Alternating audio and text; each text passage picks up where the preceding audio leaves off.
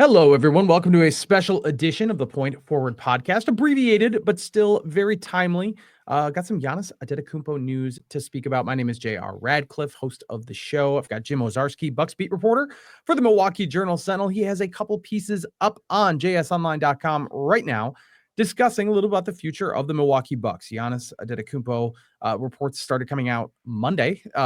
Some of the same cryptic stuff we've seen, that Giannis is not necessarily satisfied with the direction of the Bucks, is open-minded to going someplace else. Jeez, it's just the same stuff over and over and over. But Jim, I do want to dig into it a little bit, because you've done some reporting, and it might be a little bit different than what we've seen in the past. Not necessarily surprisingly so or alarmingly so, but enough to talk about. So just right off the bat, how is the situation with Giannis different perhaps today than it has been in past years, where you have a lot of, I don't want to blame just the media organizations, but a lot of media organizations trying to pair him with a new home and dig into any possible discontent that he has? What is the difference right now here in 2025? Yeah, so I think the main difference, JR, is this team, look, it went from a 58-win team in 2023, top seed in the East, best team in basketball, whatever, to a team that had to win 8 straight games, and Detroit had to founder to not be the 6th seed. And so what does that mean? They're not rebuilding per se. They're not tanking. But in Giannis's view, that's not contending in a way. And while, look, when we had our season-ending pod, I mentioned that in that locker room, those guys believe they can win a title. And that is true. Like, that hasn't changed. Like, they suddenly, like 2 weeks later, Giannis is like, oh, I don't believe in these guys. Like, that's not the case. But so it's this really like fine line we're walking here of, you have a better chance to win if you're a consistent regular season performer, 50 plus games, right? Top 3 seed, home court through the first round, second round, whatever it may be, then sort of edging out of the play-in, or being a 6 seed or a 5 seed, sort of struggling to get to that point, JR. So that's the difference in the nuance here of, say, 2020, coming out of a pandemic when the Bucks were stomping everyone, right? And then the bubble happened, and then, okay, that's like this weird outlier. And then in 2023, 58 wins, Kevin undercuts Giannis, and Jimmy Butler has a series for the ages, right? And so, like, I think Giannis, my understanding, JR, is that he's just sort of dissatisfied with the trend the team has taken since 23, as it's further away from the top seed, the top 2 seeds, whatever it may be, than closer. And so he always evaluates everything, always wants to know the plan. The summer meeting with the team isn't any different than what it usually is. But I think it's look, next summer he's eligible to sign another extension. So in some ways this is very similar to what everything is the same. But I think what's different is the team is trending in the wrong way, or has trended in the wrong way, as opposed to those other summers when they've either been on the uptick or clearly one of the best teams in basketball. So again, very fine line, but it is a line, and it is a little different in terms of what he is looking for and wants to hear and kind of know about going into next year, which is effectively, JR, is, it's a 2-year deal. So it's sort of going into a potential walk season. Yeah. And just to put a fine point on that, this offseason, this next offseason, when he can sign another extension, probably will be different than the 2000 offseason when they were a 56-win team and arguably, if not inarguably, the best team in the NBA, or 2023 when they were still very, very good, pushing for 60, didn't quite get 60 wins, but were in the ballpark. I guess I feel like that's a little different, looking at the regular season as a good benchmark for what this team should want to achieve or can achieve, is a little different than how we've looked at it in the past. I think you and I, when we discuss it anyway, it's like, who cares if they're the 5 seed versus the 4 seed? It's in this case, that would be the difference between 50 wins and not. They're the same. It's the same opponent. So what if they have to go on the road? They were the 3 seed when they won the NBA championship. and you look at them getting hurt in the postseason, and you almost want to say maybe, scale back on the emphasis on the regular season, because guys getting hurt is the reason this team, not the main reason, but a main reason why this team hasn't advanced out of the first round. So is the emphasis on a regular season, is that really just a way to say, look, I really am getting dissatisfied here and I'm ready to move on? I guess like I look at this team and see, okay, let's say they win a few more games. They still didn't beat the top 3 teams. So like, I don't think the seed really matters here. That's it. Well, yeah, 2 things there. The I want to move on part. So that's not even really in the calculus. Right, yet. right. So yeah, everything about this is, again, just sort of evaluating. He's only ever said he's committed to Milwaukee and wants to stay here. And this is the preference. This is where he wants to be. It's just that. So, okay, look, let's use this year as a great example. So the 3 seed in the East was a 51 win Knicks team. Mm-hmm. The 2nd seed in the West, 52 wins. And so you'll sit here and say, wow, the Bucks won 48. Like, that's a 4-win difference from the 2 in the West. But I think it's JR to more to the last thing you said, which was winless against the Cavs, the Celtics, and the Knicks. That clearly showed that the Bucks there was a big gap between the best teams and them. Yes. And so it's not I'm saying 58 wins or 54. That's sort of arbitrary. I think it's more just how they play. Look, if they had started the year 8-2, the way we all thought, and everything played out the same after that, this is a 54-win team and they're the 3 seed, right? And but that also means they would have been doing those right things consistently throughout. So I think that's what we're talking about here. And now someone could be listening to this and say, Jim, I'm reading or listening between the lines. Like, is that a coaching issue? Is that a roster issue? I think it's a little bit of both. Yes. I mean, look, this team won the NBA Emirates Cup and pounded the Oklahoma City Thunder, right? We can say it's a one-off. The Thunder can say it's a one-off. They almost won 70 games, whatever. But clearly there were signs that this team could be very good. But yet it never manifested it against the very good teams aside from maybe that moment. So is that a coaching thing and not pulling that out all the time? Was that a roster thing? Well, maybe in a 1-game scenario, they could turn it up, but in a 7-game series or in 11 games with the top 3, they just were exposed.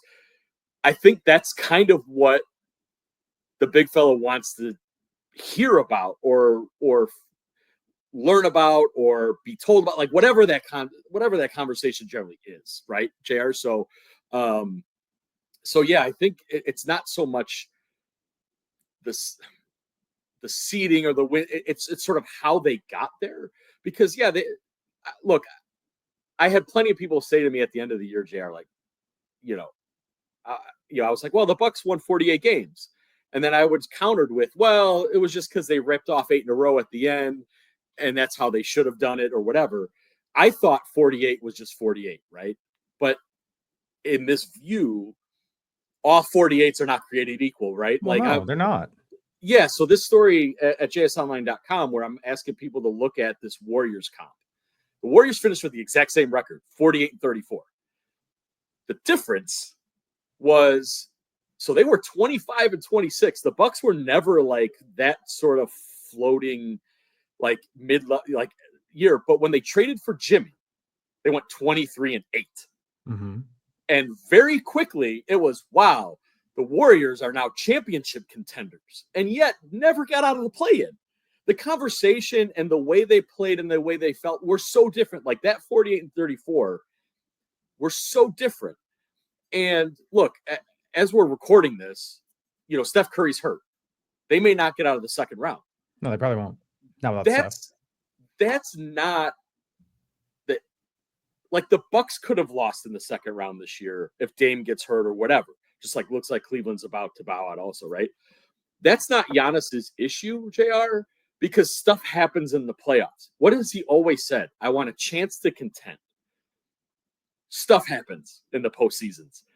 As he said after the Pacers games, he's like, things aren't always going to go my way or our way.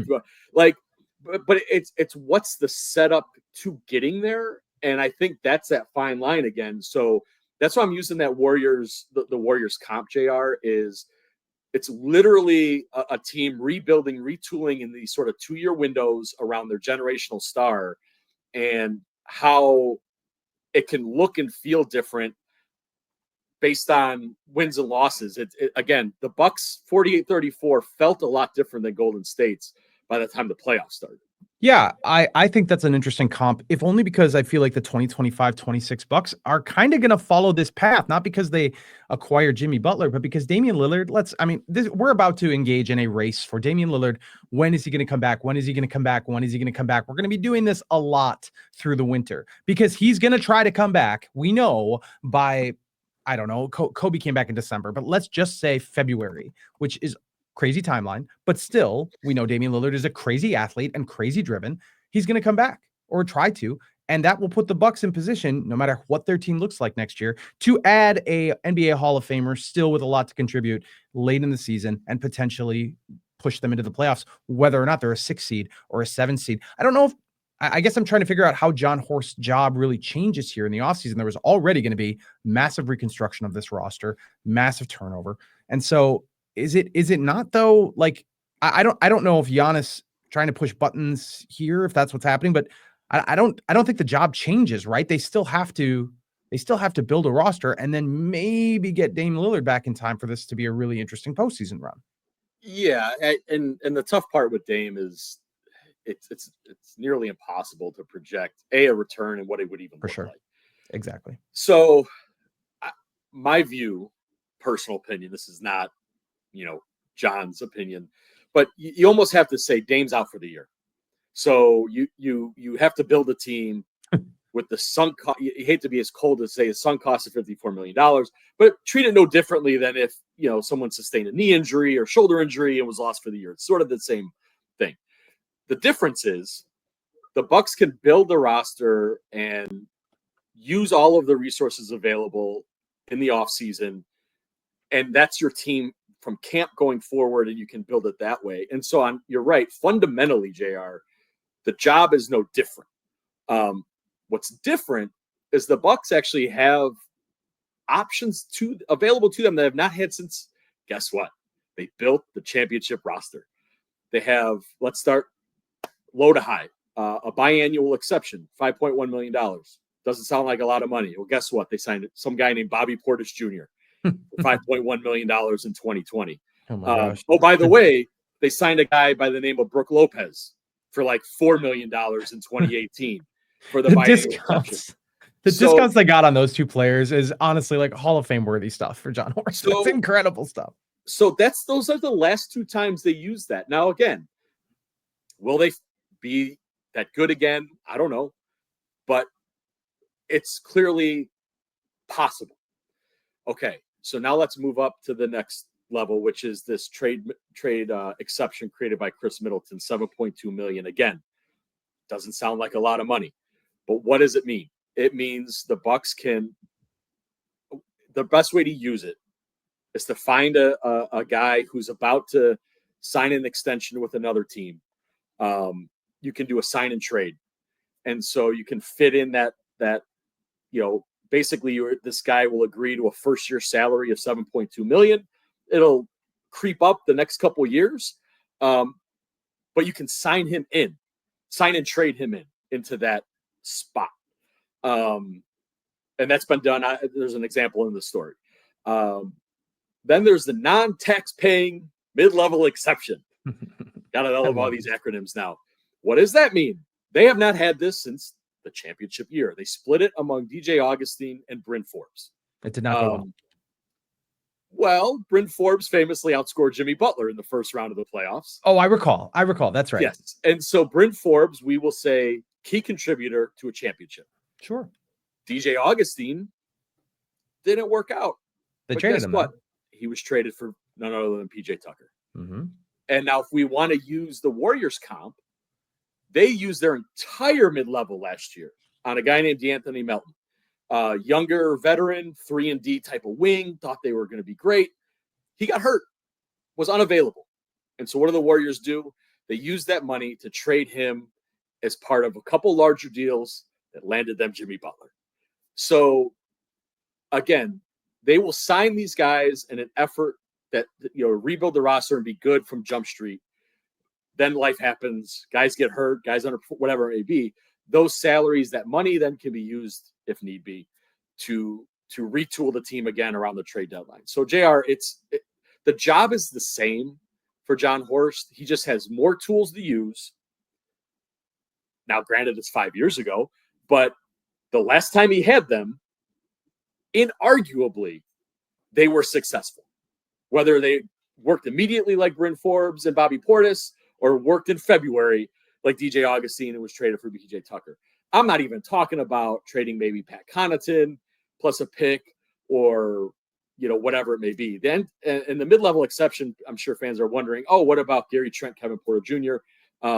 That's the pool of money they may be able to use to entice those guys to come back on what would be reported as 2-year deals, but will actually be 1 year plus an option. Why is that important? Is because 2 years from now, bird rights, you can kind of sign those guys for more money in longer term. So JR, they just, again, the job's the same.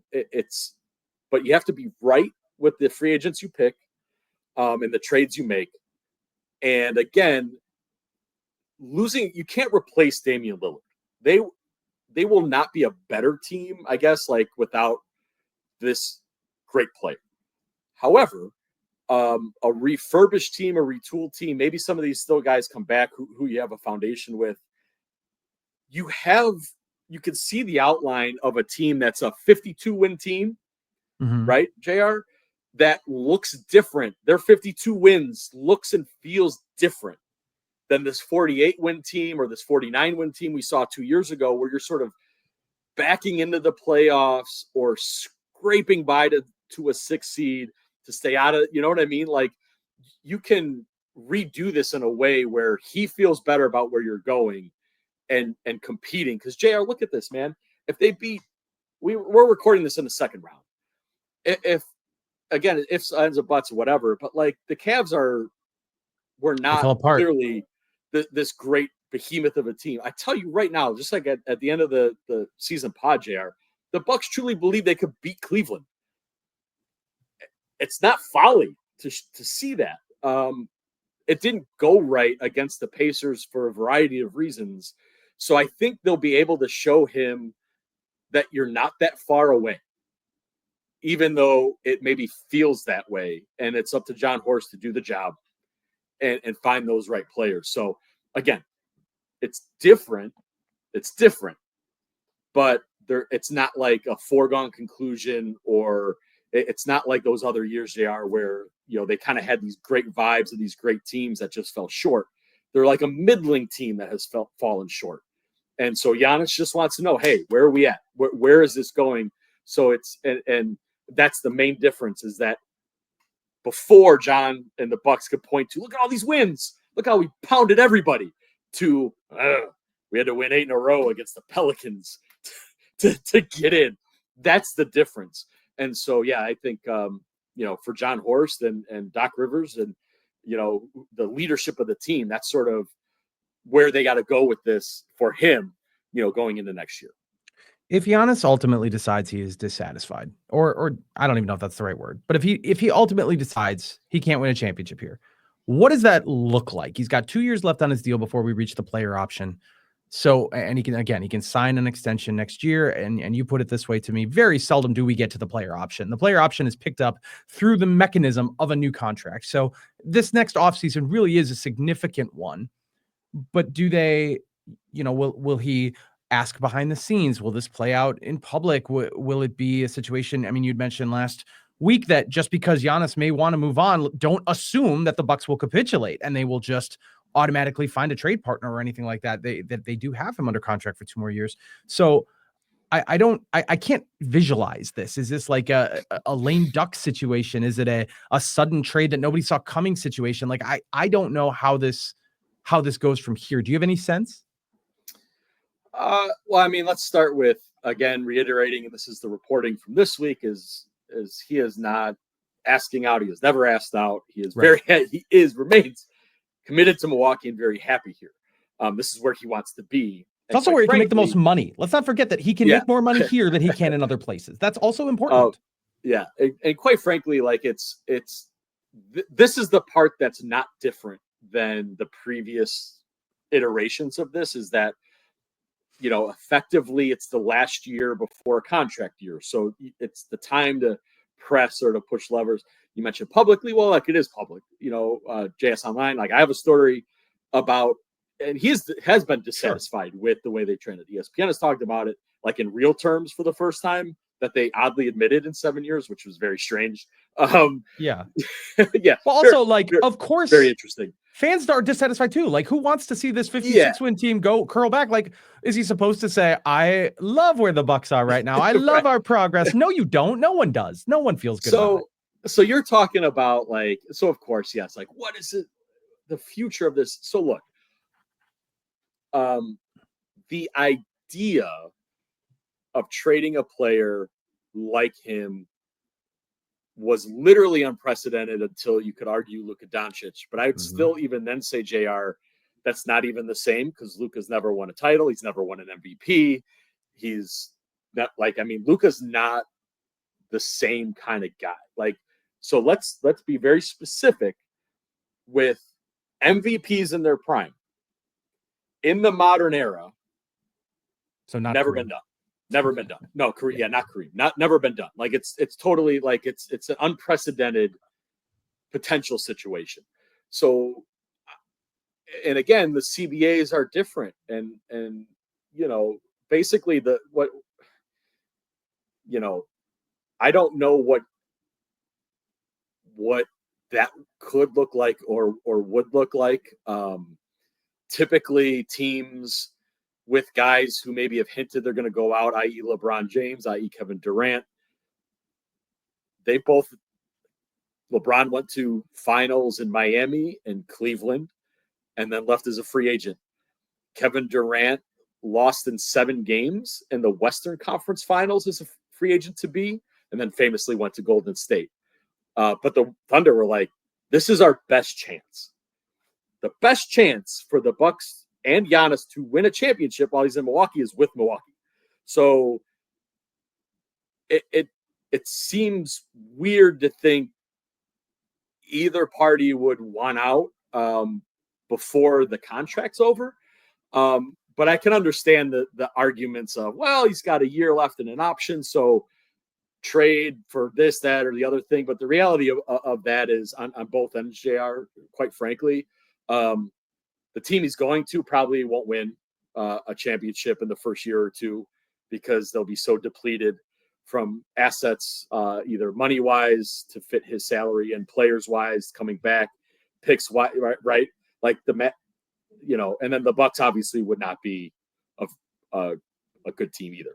So it's an interesting, I guess, conversation for both parties. Should they get to next summer,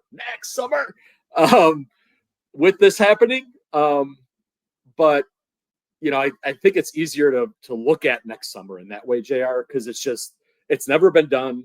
The current CBA and the current models of things are different than ever before. So look, if Jon Horst bats 750 like he did this past summer with Taurean Prince and Gary Trent and then DeLon Wright, but 2 of the 3. And this is a 52-win team that goes to the conference finals. We're not even having this conversation. No, of course not. So, the doomsday scenario is always sort of like a talking point and a worry point. But I think that's something for next summer. If we're having this conversation, JR, and they won 44 games as the 6th seed, like, that's, I think, an unacceptable outcome, because that's showing a more regression away from the end goal. But if they do the things the right way, and history has shown, just recent with Golden State and with Jon Horst running the show, being a 52-win team or 56-win team and being in a better position is also that's like even more likely than the opposite when you have potentially the MVP of the league. So, that's kind of where they're at. again, it's a nuance. It's a fine line of difference, but there is one. And so that's sort of what's facing the Bucks this summer. Do you think there is a transaction out there that exists that can accelerate the Bucks post Giannis timeline from what looks like a bleak, vast wasteland of mediocrity to being a good team again in short order? We've seen some suggestions out there, some ideas. I mean, the thing, of course, with draft picks is, sure, you can reclaim all these draft picks that you lost, but they'll be coming from a team that has Giannis Antetokounmpo and and I mean, if you're picking in the 20s, you might as well just be picking in the second round. Like, that's not entirely true, but it's also not far enough from the truth to make it. I mean, a fleet of draft picks just isn't, it's just not going to do you any good. So is there a move out there where if they do move one of one, Giannis Antetokounmpo at age 31 or 32, and they actually get better? Like, is that feasible? No, I don't see it. I mean, I guess, I mean, again, the only recent precedent would be Luka, where, you know, they acquired a top 75 player back with Anthony Davis. Injury problems. With injury yeah. history. I mean, I guess, look, money's got to work. Money's got to match in a lot of ways. I think if you're the Bucks, you would have Dame coming off an Achilles at 36 years old, at 50. Like, it just, that's not the same as, I mean, maybe it's the same as Kyrie now with the torn ACL. Like, you know, when they acquired Anthony Davis, Kyrie was still healthy and on his way to an All-NBA season. Dame, you know, I don't know. Like, that's the Dame wrench in this is unfortunate in a lot of, obviously for him personally, for the Bucks. But like trading Giannis for Zion, I mean, you can't. Like, it's Joker's the only one. Yeah. JR, right? Like, Nikola Jokic is, unless you're trading him for Jokic, I mean, the Bucks aren't better. Like, there's no, you know, because everyone else who is a great player on down requires other things. Like Giannis, I think we have seen throughout these last couple of years, JR can win. Like, there's a template, shooting, spacing, right? But every team is sort of shooting and spacing. So, like, he's shown he can win in different ways and doesn't really need, you know, he's not a big who needs to be set up, right? But he's not a wing who can be bottled up by great defenders or point, right? Like, I mean, Joker's really the only sort of other indefensible player in this league, JR. So no, there's not a 1-for-1 out there or a 1-for-2 in the traditional sense. And so, you know, I think if you were to spin this forward a summer and it's really looking bad, I think you're looking more towards the younger player type stuff and draft picks. But to your point, you know, the Bucks don't own their picks; those don't come back. So the Bucks being bad still doesn't serve them because they don't. No, that only helps New Orleans and Portland. And then the new picks they get are fairly worthless unless they're traded for somebody, right? So, and not say that can't happen, but again, what are we talking about? We're talking about years down the line of a process. So yeah, I think right now, if you're a Bucks fan, it's just, okay, reports are out. We've lived through this before. Let's see what happens in June and July. Right. Yeah. And look, I guess I'll throw one other option out there that's not money related. It's that they do have this 2031 pick available. It's just one. They've got swaps, which are less sexy for other teams. Excuse me, but there is, I guess, a first round pick that could be leveraged. And that's also something they haven't had since the Dame trade. And pick value, like with the money issues around the league, JR, you might be able to do something with a salary and a pick, one pick that you couldn't do even 2 years ago. So, you know, maybe Jon Horst has a trick up his sleeve in that way come draft time in the first of the years or first of the league year as well in July. This is just going to be such a fascinating offseason. I mean, there could be so much movement Let's look at your crystal ball. I'm going to put you on the spot for a fun exercise. Who's the starting lineup for the Milwaukee Bucks when the 2025-26 season begins? Man. And you don't have to tell me like names of people who are not currently Milwaukee Bucks, but maybe you could tell me, okay, they're going to trade for a shooting guard or something like that. I don't know who. I guess maybe even a better question is, who is here now that's going to be a valuable contributor next? Giannis Antetokounmpo. Yes, he will be here. Yes. Power forward, center, point guard. Where will we start him? Yes. AJ Green. I love that. After that, I think, do I get to pick a combo of Trent Jr., Porter Jr.? So you're saying one of those, or the other? One of the two will be. Like, I think there's a good chance both are back, but I think one for sure is back. They're gonna have to convince them to take some. That MLE is gonna be tough. I mean, look, Gary Trent had to sign a minimum. I know. Get here. Like, I think that's the thing where the CBA hasn't really caught up with popular thought. JR, I agree. You're right. Like there's so little money in the free agent market available for guys. The market's very depressed. Like 5 million, 7 million, 4 million. That it doesn't sound like a lot because it never used to be. It is now. And so, the sign and trade stuff. Like, I think honestly, Bobby Portis could be signed and traded. Pat Connaughton could be part of something to that construct as well. So that's why I have a hard time saying, because I don't know. It's no longer as simple, JR, as just going to the list of free agents this year. Oh, I'm doing that right now. It's now we need to, our wonderful contract sites need to almost maybe give us who's the list of guys in a contract year. That's right.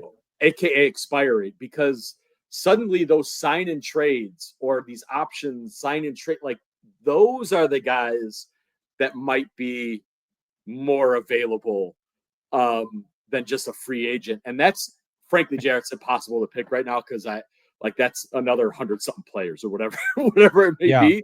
Well, headed by Damian Lillard. If you pull up the 2026 list for player options, Damian Lillard right at the top of the list. Yeah, it's great. So it's really hard to project in that way. So all I can give folks is just sort of the concept of things they can look for. I'll try to give some examples of like the past years of things, but it's just going to be such a hard, you don't know what team options there are or, unrestricted or restricted free agents, that were not extended offers that are now suddenly available. Like there's just a whole gamut of players that it's too long to list and too many to potentially go through. And I feel like there's a lot of players out there who have great whole numbers because they exist in a system that serves their. I mean, I think Brook Lopez to some degree, like he came to the Bucks and it was a perfect fit, and they made this low cost signing into something extraordinary for that team. It's one of the reasons they won the championship. It's up to Jon Horst to find those guys, the cheaper guys who fit so perfectly in the system that they blossom here with Giannis on the court. Theoretically, that's most people with Giannis on the court, but. Kyle Kuzma didn't. So I guess, I never know. Kyle Kuzma will be back. I don't know if he'll be starting to begin the 2025-26 season, but I have a feeling he'll be back. Excuse me. Yeah. And again, those are all, I think, the Bucks made this move for Kyle Kuzma. They thought he could help with Dame. Does Dame's likely unavailability next year change their plan? Yeah. For sure. And so I think there's a lot, and I wasn't not saying Kyle Kuzma, like who will be on the team next year, thinking he will for sure get traded.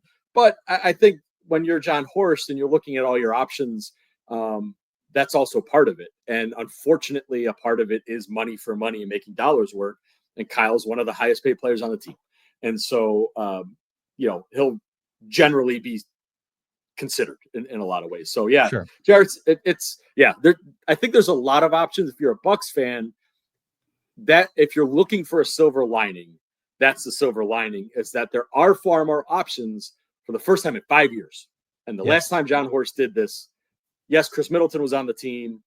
No, right. He was healthy, not unlike Dame, but he was able to find the right pieces to make it work, to be a more successful, consistent team.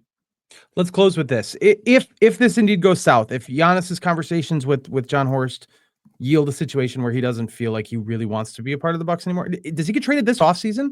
I mean, we're still what is the percentage chance that we've seen him in his last game as a Buck? Is it less than 5% still?